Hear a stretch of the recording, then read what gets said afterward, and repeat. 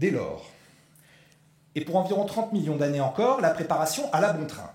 À partir du ptérodactyle fut développé l'oiseau. À partir de l'oiseau, le kangourou. À partir du kangourou, les autres marsupiaux. À partir de ceux-ci, le mastodonte, le mégathérium, le paresseux géant, le mégacéros, et toute cette foule dont on tire des fossiles utiles et instructifs. Ensuite, vint la première calotte glaciaire et tous se retirèrent à son approche, franchirent le pont au détroit de Bering, se promenèrent en Europe et en Asie et moururent.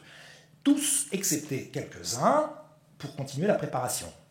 6 glaciations, avec 2 millions d'années entre chaque période, ont chassé ces pauvres orphelins dans toutes les directions de la Terre, à travers tous les climats, depuis les chaleurs tropicales des pôles jusqu'aux gelées arctiques de l'équateur, aller-retour de ci, de là, et jamais ils ne savaient quelles intempéries allaient leur tomber dessus. Et s'ils s'installaient quelque part, le continent tout entier sombrait sous leurs pieds, sans crier gare, et ils devaient échanger leur place avec les poissons et décamper à toute vitesse pour aller là d'où les mers s'étaient retirées, sans avoir plus rien à se mettre de sec. Et à peine le calme revenu, paf, un volcan ouvrait le feu et les chassait de leur logis. Ils menèrent cette vie incertaine et irritante pendant 25 millions d'années, la moitié du temps en mer, l'autre moitié à terre, se demandant toujours à quoi bon tout ceci, ne soupçonnant bien sûr jamais qu'il s'agissait là de la préparation pour l'homme, et qu'elle devait se faire exactement de cette façon, faute de quoi l'endroit ne serait ni convenable ni harmonieux pour lui lorsqu'il arriverait.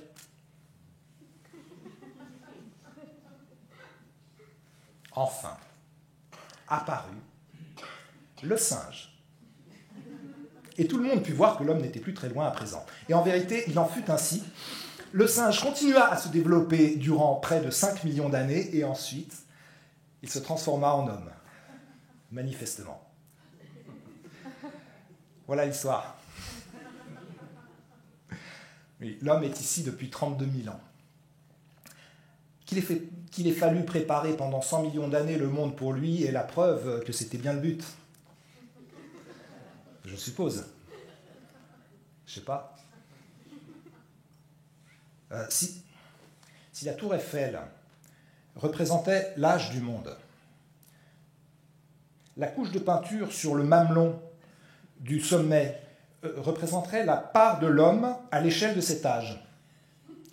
Et n'importe qui verrait que cette couche était ce pourquoi la tour a été construite. J'imagine. Je sais pas.